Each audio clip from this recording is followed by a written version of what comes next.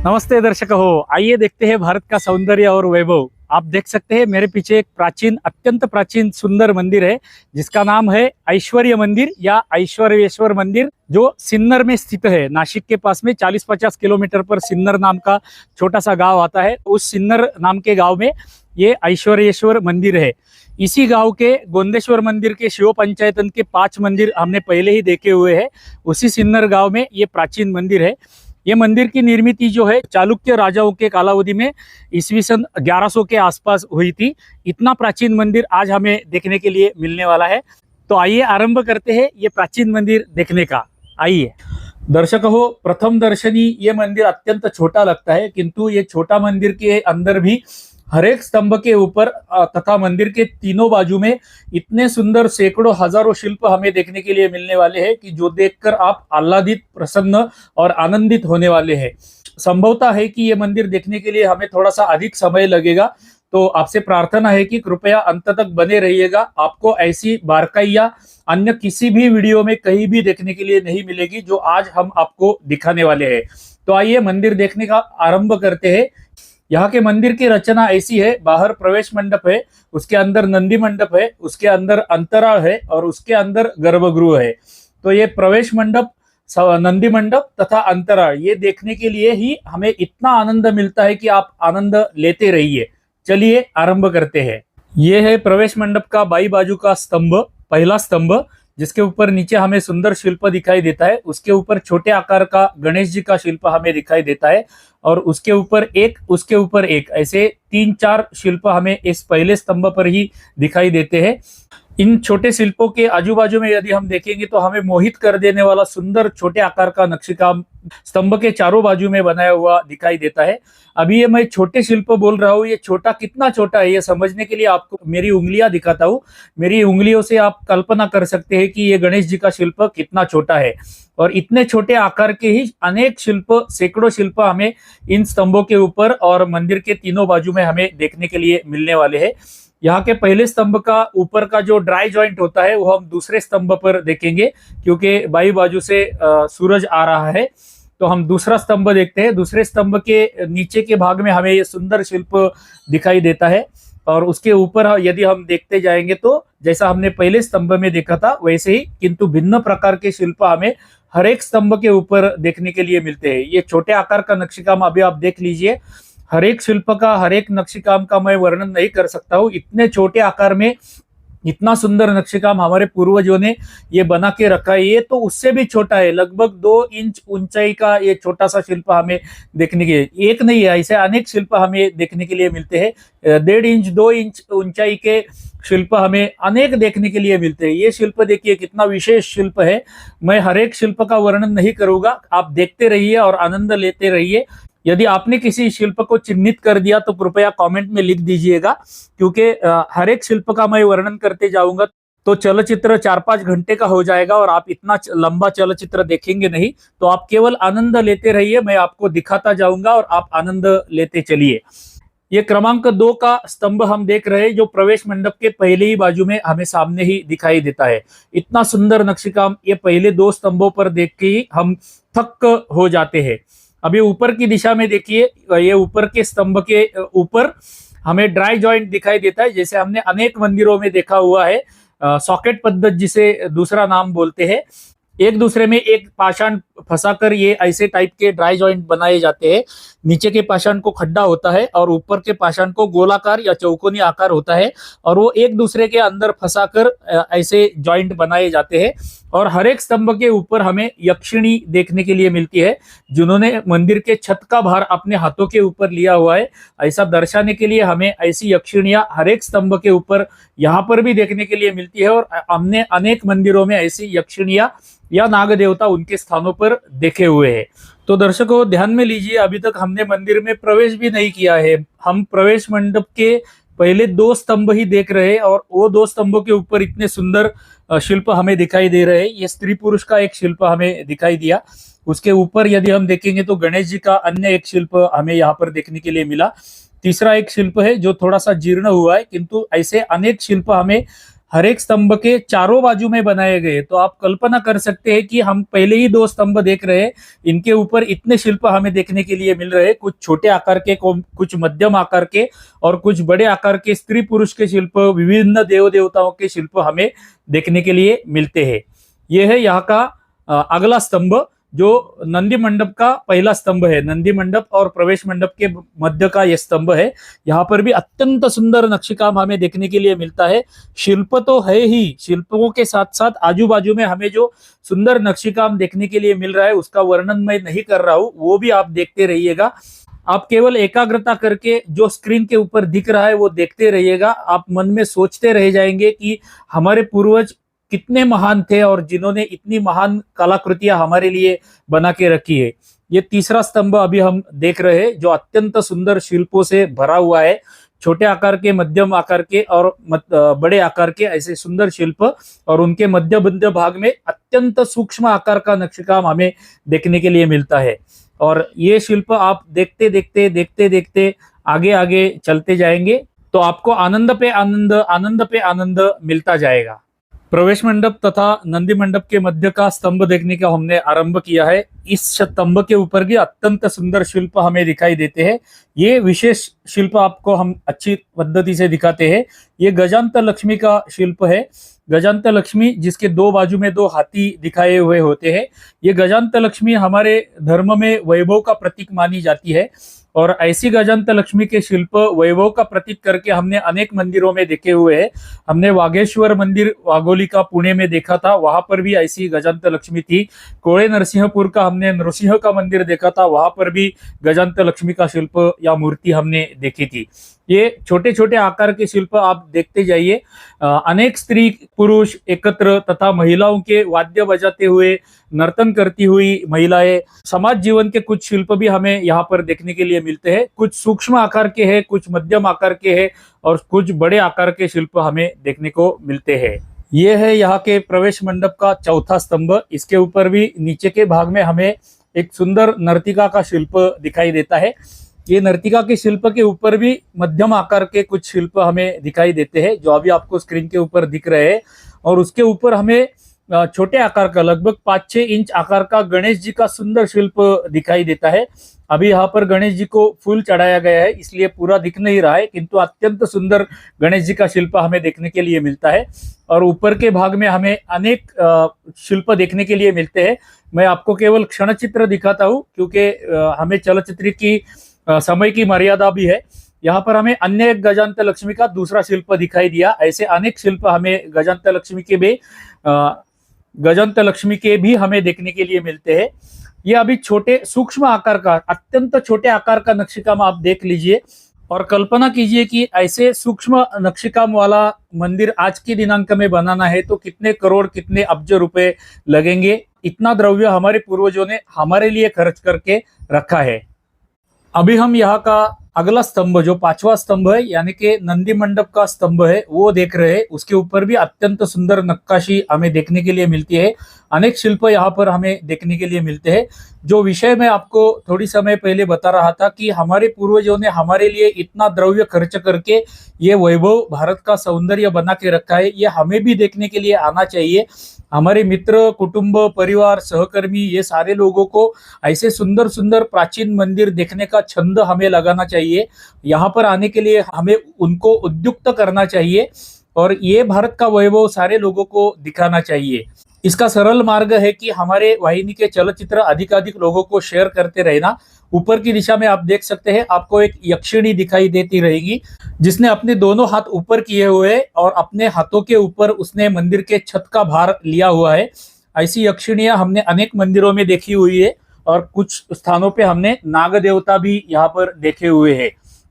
अभी हम जो देख रहे हैं ये मंदिर का छठा स्तंभ है।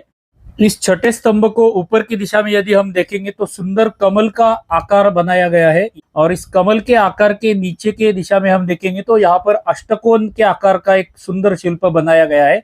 यह स्तंभ का आकार ही अष्टकोणी बनाया गया है, और उसके नीचे अब तक हमने जो 5 स्तंभ देखे थे उनके ऊपर जैसे सुंदर सुंदर शिल्प थे, ऐसे ही शिल्प है कुछ रामायण के, महाभारत के, विष्णु दशावतार के, गजांत लक्ष्मी के। स्त्री, पुरुष, महिलाएं नृत्य करती हुई, गायन करते हुए, वादन करते हुए अनेक शिल्प हमें यहाँ पर इस स्तंभ के ऊपर भी देखने के लिए मिलते हैं। और ये छोटे छोटे आकार के शिल्प अत्यंत दर्शनीय है, ये देखकर हम प्रसन्न हो जाते हैं। ये सुंदर नक्शीकाम आप देख लीजिए, गोलाई बनाकर अत्यंत सुंदर नक्शीकाम मध्य मध्य में शिल्पों के मध्य में किया गया है। अभी हमने जो 5 और 6 क्रमांक के स्तंभ देखे वो नंदी मंडप के स्तंभ थे। अभी ये नंदी मंडप लगभग 10 फीट लंबाई का नंदी मंडप है। इसके छत की दिशा में यदि हम देखेंगे तो नंदी मंडप का छत में 5-6 लंबे पाषाण एक के बाजू में एक रखकर ये छत बनाया गया है। और ये पाषाण एक के बाजू में एक रख के ही बनाया गया है। आज भी इतने वर्ष बीतकर भी लगभग 1100, 1200, 1300 वर्ष हुए हैं, किंतु आज भी इसको वाटरप्रूफिंग नहीं करना पड़ता है, वर्षा का पानी अंदर नहीं आता है। तो हमारे पूर्वज कितने कुशल कारागिर थे, इसकी कल्पना हमें ये छत को देखकर आती है। अखंड पाषाण से बनाया हुआ ये 10 फीट का छत हमें यहाँ पर देखने के लिए मिलता है। अभी हम नंदी महाराज सामने से कैसे दिखते हैं वो देखेंगे। यहाँ पर नंदी महाराज का दर्शन हमें होता है। अत्यंत सुंदर नंदी महाराज, जैसे हमने अन्य मंदिरों में देखे थे वैसे ही नंदी महाराज का दर्शन हमें इस मंदिर में भी हो जाता है। ये नंदी महाराज का शिल्प थोड़ा सा जीर्ण हुआ है, किंतु सुंदर नंदी महाराज का दर्शन हमें यहाँ पर होता है। चलिए आगे चलते हैं, 7वां और 8वां क्रमांक का स्तंभ देखते हैं। ये 7, 8 ये स्तंभ को क्रमांक मैं दे रहा हूँ समझने के लिए, मंदिर में ऐसे कोई स्तंभ को क्रमांक नहीं है। अपनी सहजता के लिए मैं ये क्रमांक इन स्तंभों को दे रहा हूँ। इस स्तंभ के ऊपर भी, 7वें स्तंभ के ऊपर भी बड़ा शिल्प, नीचे उसके ऊपर एक मध्यम आकार का शिल्पों का समूह तथा उसके ऊपर छोटे आकार का शिल्पों का समूह हमें देखने के लिए मिलता है। और ये हर एक स्तंभ के ऊपर चारों बाजू से किया हुआ है। कौन कौन से प्रकार के शिल्प हमें यहाँ पर देखने के लिए मिलते हैं वो मैंने आपको पहले ही बताया हुआ है। अभी आप कल्पना करते रहिए कि ऐसा सुंदर नक्शीकाम जो हमारे पूर्वजों ने बनाया है, ये नक्शीकाम करने के लिए कितने लोगों ने काम किया रहेगा, कितने महीने काम किया रहेगा या कितने साल काम किया रहेगा। और ऐसे सुंदर प्राचीन मंदिर जहां पर इतना कुछ देखने जैसा है, वो हम केवल 10 मिनट में मंदिर सुंदर है करके निकल नहीं सकते हैं। हमें ये मंदिर की बारीकियां देखनी चाहिए, समझने का प्रयत्न करना चाहिए और अन्य लोगों को यह मंदिर देखने के लिए उद्युक्त भी करना चाहिए। तभी हमारा जो प्रवास होता है, ऐसे मंदिर देखने के लिए जो हम प्रवास करते हैं, 5-6 घंटे का, 10 घंटे का प्रवास करके हम मंदिर देखने के लिए जाते हैं और मंदिर 10 मिनट में देखकर निकल के आते हैं, ऐसा नहीं करना चाहिए, ऐसा मुझे लगता है। इस स्तंभ के ऊपर भी हमें यक्षिणियां दिखाई देती है और मुख्य मंदिर तथा ये नंदी मंडप, इनके मध्य में कुछ हमें एक गैप दिखाई देता है। ऊपर का आकाश आपको दिखाई दिया रहेगा। अभी जो हम देख रहे हैं मंदिर का 8वां स्तंभ देख रहे हैं। 8वें स्तंभ के ऊपर भी जैसे हमने पहले 7 स्तंभों पे देखा था, वैसे ही शिल्पों के समूह हमें देखने के लिए मिलते हैं। बड़े आकार के नीचे, मध्यम आकार के मध्य में और छोटे आकार के ऊपर ऐसे शिल्पों के समूह हमें देखने के लिए मिलते हैं। मैं समूह शब्द का प्रयोग कर रहा हूँ। उसके ऊपर के भाग को आप देखेंगे तो यहाँ पर अष्टकोण जो है वो अच्छी अवस्था में हमें देखने के लिए मिलता है और ऊपर का कमल और उसके ऊपर की यक्षिणी, ये सारा भाग हमें अच्छी अवस्था में इस स्तंभ के ऊपर देखने के लिए मिलता है। यहाँ के स्तंभों का ऊपरी भाग जो है वो सारे स्तंभों में एक जैसा बनाया गया है। एक ही आकार का, एक ही जैसा दिखने वाला और समान दिखने वाला काम हमें यहाँ पर देखने के लिए मिलता है। मंदिर के अंतराल में जाने से पहले मंदिर के बाजू में हमें एक देवस्थान के जैसा कुछ आकार या स्थान दिखाई दे रहा है, वहां पर जाके देखेंगे। यहाँ के ग्रामस्थ लोग ऐसा बोलते हैं कि ये जो अभी हम स्क्रीन के ऊपर स्थान देख रहे हैं, यहाँ पर कोई देवता की मूर्ति नहीं है, किंतु आपने चक्रधर स्वामी का नाम सुना रहेगा। वो चक्रधर स्वामी इस मंदिर में इस स्थान पर आए थे और उन्होंने एक कुंभार को ये मंदिर की निर्मित करने का आदेश दिया था और उस कुंभार ने ये मंदिर की निर्मित की है, ऐसे यहाँ के ग्रामस्थ बोलते हैं। ये जो स्थान है जहां पर चक्रधर स्वामी बैठते थे, यहाँ पर भी हमें सुंदर नक्शीकाम कुछ स्तंभों के ऊपर किया हुआ दिखाई देता है। इस स्थान का जो छत है वो छत अभी गिरा हुआ है, किंतु यहाँ के जो स्तंभ हमें देखने के लिए मिलते हैं उन स्तंभों के ऊपर अत्यंत सुंदर नक्शीकाम हमें देखने के लिए मिलता है। तो ये स्थान, पवित्र स्थान जहाँ पर चक्रधर स्वामी बैठते थे, ये वो स्थान है जो मुख्य मंदिर के दाहिनी बाजू में हमें देखने के लिए मिलता है। इसके पीछे की बाजू में अत्यंत सुंदर नक्शीकाम किया हुआ है, जो हम मंदिर को पीछे जाके देखेंगे। यहाँ पर आप देख सकते हैं कोई देवता नहीं है। अभी हम मंदिर के अंतराल की दिशा में आए हैं। ये मंदिर के अंतराल के बाहर के 2 स्तंभ हम पहले देख लेते हैं और फिर अंतराल के ऊपरी भाग देखेंगे। ये है दाहिनी बाजू का स्तंभ जो अंतराल के बाहर हमें देखने के लिए मिलता है, और इसके ऊपर भी अत्यंत सुंदर नक्शेकाम किया हुआ है। जो मंदिर के स्तंभों को हमने अपनी सुविधा के लिए क्रमांक दिए थे, उनमें से 9वां स्तंभ हमें यहाँ पर दिखाई देता है। और इसका ऊपरी भाग और इसके बाई बाजू में जो समान स्तंभ है, उसका भी ऊपरी भाग हमें अन्य स्तंभों से थोड़ा भिन्न दिखाई देता है। ये अभी आप बाई बाजू का स्तंभ देख रहे हैं, अंतराल के बाहर जो है ये बाहर का स्तंभ है। इसके ऊपर भी अत्यंत सुंदर नक्शेकाम किया हुआ है, बारीक आकार का, छोटे आकार का सूक्ष्म नक्शेकाम इसके ऊपर किया हुआ है। और इसके ऊपरी भाग भी अन्य स्तंभों से हमें थोड़े से भिन्न दिखाई देते हैं। तो आइए अभी एक विश्व का अद्भुत शिल्प नमूना देखने के लिए तैयार रहिए। मैं आपको अभी ऐसा एक शिल्प नमूना दिखाने वाला हूँ जो आपको अन्य किसी भी मंदिर में कहीं भी देखने के लिए नहीं मिलेगा, जो इस प्रवेश द्वार के ऊपर हमें देखने के लिए मिलता है। अंतराल का जो प्रवेश द्वार है, यहाँ पर द्वार नहीं है, किंतु हम ऐसा कह सकते हैं कि अंतराल का जो प्रवेश भाग है उसके ऊपर हमें मकर तोरण नाम का एक सुंदर शिल्प दिखाई देता है। आप देख सकते हैं दाहिनी बाजू में एक मकर है और बाई बाजू में एक मकर है, और वो दोनों मकरों के मुख में ये तोरण लगाया गया है, इसलिए इस शिल्प को मकर तोरण ऐसा कहा जाता है। और ऐसा शिल्प आपको अन्य किसी भी मंदिर में देखने के लिए नहीं मिलेगा। इन दोनों मकरों के मध्य में यदि आप देखेंगे तो हमें यहाँ पर नटेश का शिल्प दिखाई देता है। नटेश यानी कि भगवान शिव का नृत्य चल रहा है, और आजू बाजू में हमें अन्य देव देवता दिखाई देते हैं। ऐसा ये नटेश का शिल्प जो होता है वो तक्षण कला इसको कहते हैं। मैं अभी आपको उसका क्लोजअप दिखा रहा हूँ, भगवान शिव नृत्य करते हुए, और आजू बाजू में अन्य देवता हमें इस सुंदर शिल्प में मकर तोरण के मध्य में दिखाई देते हैं। ये शिल्प भी देखने जैसा है। अंतराल में प्रवेश करते समय जो दोनों बाजू के जो दो स्तंभ है उनके ऊपर भी अत्यंत सुंदर नक्शेकाम किया हुआ हमें दिखाई देता है। यहाँ पर आप देख सकते हैं एक देवता का शिल्प है जो मुगलों ने भंग कर दिया है। हमारे बहुत से मंदिर, लगभग सारे ऐसे प्राचीन मंदिर जो है वहां पर मुगल पहुंच गए थे और उन्होंने ऐसे सुंदर सुंदर कलाकृतियों का नुकसान किया हुआ हमें दिखाई देता है। ये स्तंभ के ऊपर आप देख सकते हैं कितना सुंदर नक्शेकाम किया हुआ है, और ऐसा ही स्तंभ दूसरी बाजू में भी हमें दिखाई देता है। अभी आप कल्पना कीजिए ये दोनों बाजू के स्तंभ एक समान दिखने वाले, एक समान दिखने वाला, एक समान आकार का नक्शेकाम दोनों बाजू में बनाया हुआ है।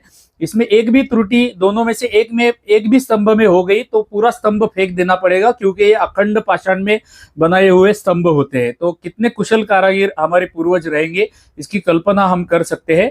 यहाँ पर अभी आप देख सकते हैं मकर तोरण का दाहिनी बाजू का मकर मैं आपको थोड़ा सा क्लोजअप में दिखा रहा हूँ। तो आइए अंतराल में जाते हैं। अंतराल में जाते समय ही ऊपर हमें बड़ी घंटा टांगी हुई दिखाई देती है, और उसके सामने हमें गर्भगृह का प्रवेश द्वार दिखाई देता है। यह गर्भगृह का प्रवेश द्वार भी देखने जैसा है। अभी यहाँ पर जो हार टंगा हुआ हमें दिखाई देता है, यहाँ पर भी अत्यंत सुंदर नक्शेकाम हमें ऊपरी भाग में प्रवेश द्वार के दिखाई देता है। ये गर्भगृह का प्रवेश द्वार हम देख रहे हैं। यहाँ पर एक विशेषता हमें देखने के लिए मिलती है, एक नहीं 3-4 विशेषताएं हैं। अनेक ललाट बिंबों में हमने गणेश जी का शिल्प देखा हुआ है। लगभग सारे ललाट बिंबों में गणेश जी की स्थापना की हुई होती है, किंतु यहाँ पर हमें ललाट बिंब में गजांत लक्ष्मी दिखाई देती है। गजांत लक्ष्मी के ऊपर हम देखेंगे तो वहां पर हमें छोटे आकार का शेषशाही विष्णु का शिल्प सुंदर दिखाई देता है। उसके दाहिनी बाजू में हमें अष्टदिक्पाल दिखाई देते हैं, और उसके बाई बाजू में यदि हम देखेंगे तो हमें सप्त मातृकाएं दिखाई देती है। यानी कि इस गर्भगृह के प्रवेश द्वार के ऊपर हमें गजांत लक्ष्मी का शिल्प, उसके ऊपर शेषशाही विष्णु का शिल्प, और दोनों बाजू में अष्टदिक्पाल तथा सप्त मातृकाएं देखने के लिए मिलती है। तो ये गर्भगृह का प्रवेश द्वार का ऊपरी भाग जो है वो भी देखने जैसा है।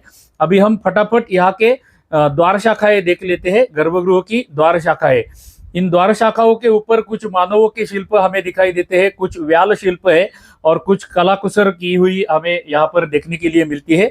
और अत्यंत सुंदर ये द्वार शाखाएं हमें देखने के लिए मिलती है। आप देख सकते हैं अभी हमें थोड़ी सी चलचित्र की गति बढ़ानी पड़ेगी, क्योंकि चलचित्र आरंभ करके लगभग 18-19 मिनट हो गए हैं।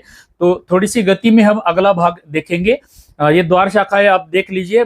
अनेक हमारे पहले चलचित्रों में हमने इन द्वार शाखाओं का और यहाँ के द्वारपालों का वर्णन किया हुआ है, शिल्पों का वर्णन किया हुआ है। वो आप पहले चलचित्र देख लेंगे तो यहाँ के द्वार शाखाओं की भी आपको कल्पना आ जाएगी। अभी हमने गर्भगृह का प्रवेश द्वार देखा। अभी हम अंतराल में खड़े हैं। यहाँ के अंतराल के बाई बाजू में और दाई बाजू में ऊपर की दिशा में अत्यंत सुंदर शिल्प हमें दिखाई देते हैं। जो अभी आप देख रहे हैं ये बाई बाजू का शिल्प है। यहाँ पर भी अत्यंत सुंदर नक्शीकाम और छोटे छोटे आकार के शिल्प बनाए गए हैं। और वैसे ही दाहिनी बाजू में भी हमें कुछ शिल्प बनाए हुए दिखाई देते हैं। इसके मध्य भाग में जो फोटो लगाया हुआ दिखाई दे रहा है आपको, उसके आजू बाजू में उसके पीछे भी अत्यंत सुंदर नक्शीकाम किया हुआ है। और दाहिनी बाजू में भी हमें अत्यंत सुंदर नक्शीकाम देखने के लिए मिलता है। कुछ देव देवताओं के शिल्प हमें यहाँ पर देखने के लिए मिलते हैं। आप फटाफट देखते जाइए, मैं इसका वर्णन नहीं करूंगा क्योंकि समय बहुत हो चुका है, हमें आगे जाना पड़ेगा। इस अंतराल का छत जो है वो छत भी अत्यंत दर्शनीय है। यहाँ पर कुछ लोग ऐसा बोलते हैं कि नवग्रहों के शिल्प बनाए गए हैं, कुछ लोग बोलते हैं कि राशियों के या नक्षत्रों के शिल्प बनाए गए हैं। किंतु ऊपर की दिशा में छत में, अंतराल के छत में हमें सुंदर शिल्प बनाए हुए दिखाई देते हैं। जो अभी आप देख रहे हैं यह अंतराल का छत है और छत के ऊपर उल्टी दिशा में बनाए हुए शिल्प हमें देखने के लिए मिलते हैं। आप कल्पना कीजिए कि ऊपरी दिशा में इतने सुंदर शिल्प कैसे बनाए रहेंगे। या तो ये उल्टा ऊपर देखकर बनाए गए रहेंगे, या तो ये भूमि पे रख के बना के उल्टा इसको लटकाया गया रहेगा ऊपर से। पता नहीं ये कैसी उनकी बांधकाम की शैली थी, किंतु अद्भुत शिल्प समूह हमें ऊपर अंतराल के छत में भी ऐसा देखने के लिए मिलता है। ये अभी आप शिल्प एक एक करके मैं आपको थोड़ा सा इसका हाइलाइट्स दिखाता हूँ।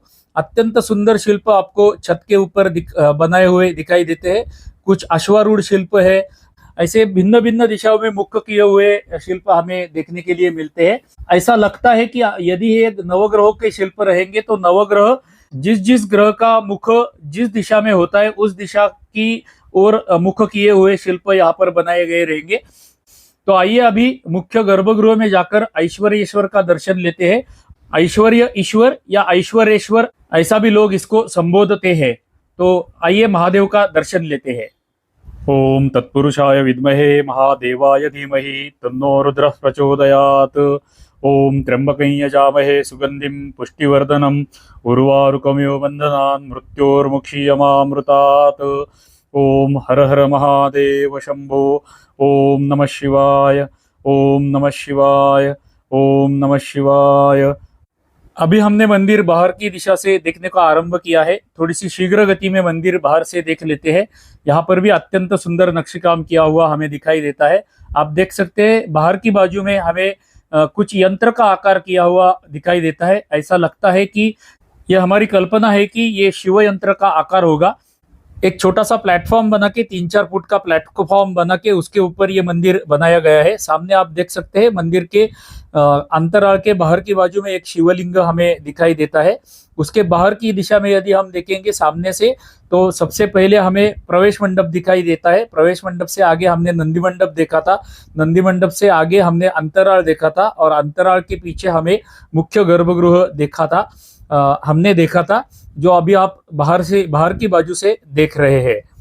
ये मंदिर बाहर की बाजू से भी अत्यंत देखने जैसा है। जैसा हमने खिद्रापुर में देखा था वैसे उसी प्रकार का नक्शीकाम, सुंदर नक्शीकाम हमें इस मंदिर में यहाँ पर देखने के लिए मिलता है।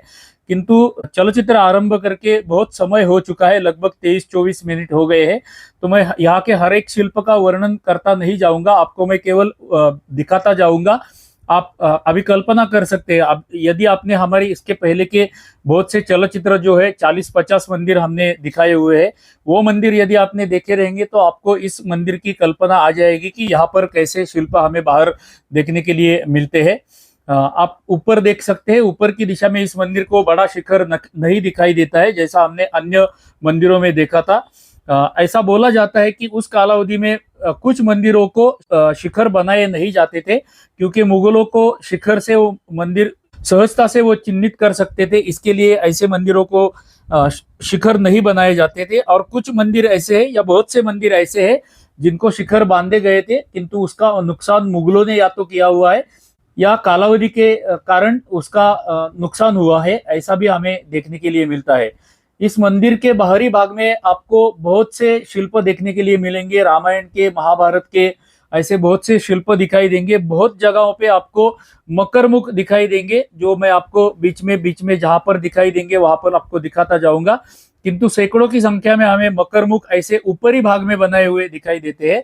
इससे पहले सामान्यतः हमने मकरमुख केवल गर्भगृह से जो तीर्थ बाहर आता है, वो तीर्थ बाहर आने के लिए 1000 वर्ष या उससे प्राचीन मंदिरों में मकरमुख देखे हुए थे। वो एक ही मकरमुख एक मंदिर को रहता है, किंतु यहाँ पर इस मंदिर में हमें अनेक मकरमुख ऊपर की दिशा में बनाए हुए दिखाई देते हैं। ऐसा लगता है कि उन्हें ऐसा दिखाना रहेगा कि वो मकरमुख से कुछ पानी ऊपर से वर्षा का जो पानी आता है वो मकरमुख से बाहर आता है, ऐसा उनको दर्शाना रहेगा, इसलिए उन्होंने ऐसा मकरमुख यहाँ पर बनाए गए रहेंगे। इस मंदिर के बाहरी भाग में हमें रामायण, महाभारत, अनेक देव देवताओं के शिल्प दिखाई देते हैं, अनेक प्रकार के व्याल शिल्प दिखाई देते हैं, गजांत लक्ष्मी के शिल्प दिखाई देते हैं, अनेक देव कोष्टक हमें दिखाई देते हैं। उनमें से कुछ शिल्प हमें अच्छी अवस्था में दिखाई देते हैं, कुछ टूटे फूटे अवस्था में, जीर्ण अवस्था में देखने के लिए मिलते हैं। सारे शिल्प हम यहाँ के चिन्हित तो नहीं कर सकते हैं, किंतु आप पटल पर देखते रहिएगा, आपको सुंदर सुंदर नक्शेकाम यहाँ का देखने के लिए मिलेगा। हमें समय का बंधन है, इसलिए हम थोड़ी सी गति से ये मंदिर बाहर की बाजू से देख रहे हैं। आपसे मेरी प्रार्थना है कि ऐसा सुंदर मंदिर जो नासिक में सिन्नर के पास केवल नासिक से 40-50 किलोमीटर के अंतर पर है, ऐसा सुंदर मंदिर देखने के लिए आप भी आइए। यदि आप कभी नासिक में त्र्यंबकेश्वर देखने के लिए आएंगे तो ये सिन्नर मंदिर, सिन्नर ग्राम जो है वो 40-50 किलोमीटर के अंतर पर ही है। ये मंदिर देखने के लिए और यहाँ का गोंदेश्वर मंदिर, ये दो मंदिर देखने के लिए सिन्नर आप अवश्य आ जाइएगा। इस सिन्नर का नाम पहले श्रीनगर था, ये मैंने पहले ही आपको बताया हुआ है। अभी आप यहाँ के स्तंभ देख लीजिए, इन स्तंभों के ऊपर हमें सुंदर नक्शेकाम किया हुआ दिखाई देता है। 4 धाम के 4 प्रतीक करके मंदिर के जो शिखर होते हैं, मंदिर के शिखरों का भाग यहाँ के कुछ स्तंभों के ऊपर किया हुआ हमें देखने के लिए मिलता है, और विभिन्न स्तंभों के ऊपर विभिन्न प्रकार के शिखर बनाए हुए हमें देखने के लिए मिलते हैं। वो जो शिखर वाले स्तंभ यहाँ पर देखने के लिए मिलते हैं, वो नीचे का भाग उनका गोलाकार में है, किंतु ऊपर के भाग में हमें कुछ शिखर जैसे आकार बनाए हुए दिखाई देते हैं। तो अत्यंत सुंदर नक्शेकाम, मैं एक एक शिल्प वर्णन नहीं करूंगा क्योंकि चलचित्र 4-5 घंटे का हो जाएगा। पहले ही आप 27-28 मिनट देखकर थक चुके होंगे। अभी हम चलचित्र की इतिश्री की दिशा में धीरे धीरे जा रहे हैं। यहाँ का नक्शेकाम आपको दिखाऊं या ना दिखाऊं, उसमें समय खर्च करूं या ना करूं ऐसा मुझे हो रहा है, किंतु इतना सुंदर नक्शेकाम है जिसका मैंने बहुत वर्णन किया हुआ था, किंतु मैं आपको शीघ्र गति में अभी सब कुछ दिखा रहा हूँ। आप प्रत्यक्ष वहां पर जाएंगे तो आप ये मंदिर देखकर और ये नक्शेकाम देखकर अचंभित रह जाएंगे और आनंदित हो जाएंगे। इतना सुंदर नक्शेकाम हमें मंदिर के बाहर की बाजू से दिखाई देता है। ये मंदिर के तीनों बाजू हमें हम देख रहे हैं, ये मंदिर के पीछे की बाजू है, और जो चक्रधर स्वामी का बैठने का स्थान हमने देखा था उसके पीछे से भी कुछ सुंदर नक्शेकाम किया हुआ है, वो भी हम अभी देखेंगे। मैं आपको पटल पर ये दृश्य दिखा रहा हूँ। ये दृश्य आप थोड़ा सा स्पीड कम करके, चलचित्र की गति कम करके भी ये देख सकते हैं। अभी हम मंदिर की दाहिनी बाजू में आए हुए हैं, यहाँ पर भी हमें सुंदर नक्शेकाम किया हुआ ऊपरी भाग में, मध्य भाग में तथा नीचे के स्तर पर बनाया हुआ दिखाई देता है। इस मंदिर में हमें हाथियों की मालिका भी दिखाई देती है, जैसे हमने मालिका गोंदेश्वर के मंदिर में देखी थी, खिद्रापुर के कोपेश्वर मंदिर में देखी थी, वैसा गजपट्टा यहाँ पर भी हमें देखने के लिए मिलता है। वो मैं आपको बाद में दिखाता हूँ।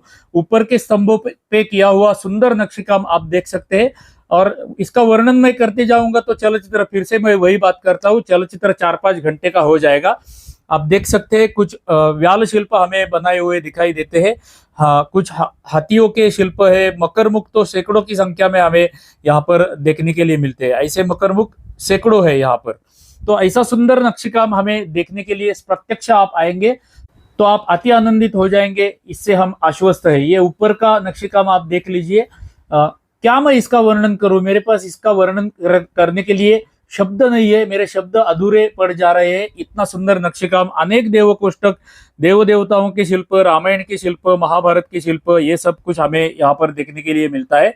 अभी आप जो पटल पर देख रहे हैं ये चक्रधर स्वामी के बैठने का स्थान हमने जो सामने से देखा था, उसके पीछे ये 2 सुंदर आकार के शिल्प बनाए गए हैं, जिसको सुंदर नक्शेकाम दोनों शिल्पों पे समान किया गया है, हमें दिखाई देता है। मैंने आपको थोड़ी समय पहले बताया था कि यहाँ पर मकरमुख का स्थान है। ये मकरमुख का स्थान है जो अभी आपको पटल पर दिख रहा है। यहाँ पर पूर्व कालावधि में मकरमुख रहेगा। अभी मकरमुख तो यहाँ का गायब हो गया है, मुगलों ने इसे तोड़ दिया रहेगा। किंतु गर्भगृह से बाहर आने वाला तीर्थ इस स्थान से आता है, इसलिए हम कल्पना कर सकते हैं। और उसको ये भी कारण है कि ये 1000 वर्ष से प्राचीन मंदिर है, तो यहाँ पर ही मकरमुख पूर्व कालावधि में रहेगा, जो अभी हमें दिखाई नहीं देता है। छोटे छोटे आकार के बहुत मकरमुख यहाँ पर अभी भी अच्छी अवस्था में देखने के लिए मिलते हैं, किंतु मुख्य मकरमुख अभी गायब है। तो अभी आप जो पटल पर देख रहे हैं, ये यहाँ का गजपट्टा है, जिसे आप गजलक्ष्मी की मालिका भी बोल सकते हैं। मैंने पहले भी आपको बताया, कोपेश्वर खिद्रापुर के मंदिर में तथा गोंदेश्वर मंदिर में हमने ऐसे हाथियों की मालिका देखी हुई है।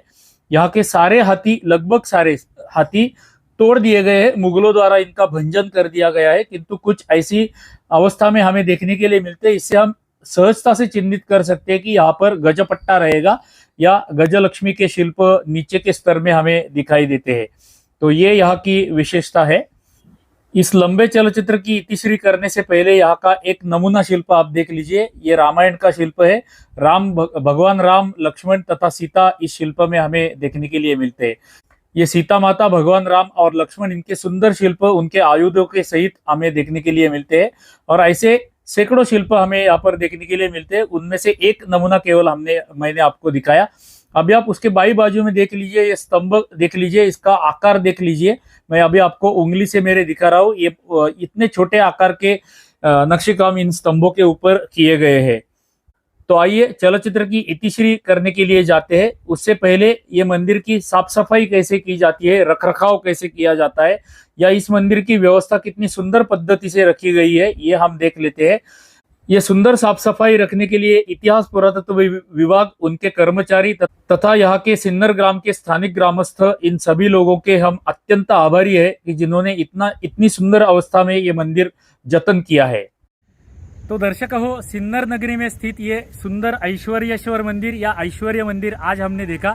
जैसा ये मंदिर हमें अच्छा लगा, वैसा आपको भी अच्छा लगा रहेगा, या आशा करते हैं।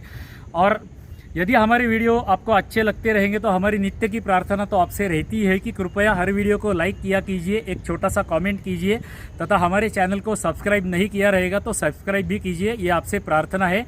अंत में आपसे प्रार्थना है कि सिन्नर गांव के परिसर में जितने भी मंदिर हम दिखाने वाले हैं, उनके लिए हम गोंदेश्वर मंदिर सिन्नर नाम का प्लेलिस्ट बना रहे हैं। वो प्लेलिस्ट में आपको इस भूभाग के, इस क्षेत्र के सारे मंदिर देखने को मिलेंगे, तो वो प्लेलिस्ट का अवश्य लाभ उठाइए। चलिए, तो मिलते हैं ऐसे ही किसी सुंदर मंदिर में अगले चलचित्र में। तब तक के लिए आप सभी को धन्यवाद, धन्यवाद, धन्यवाद।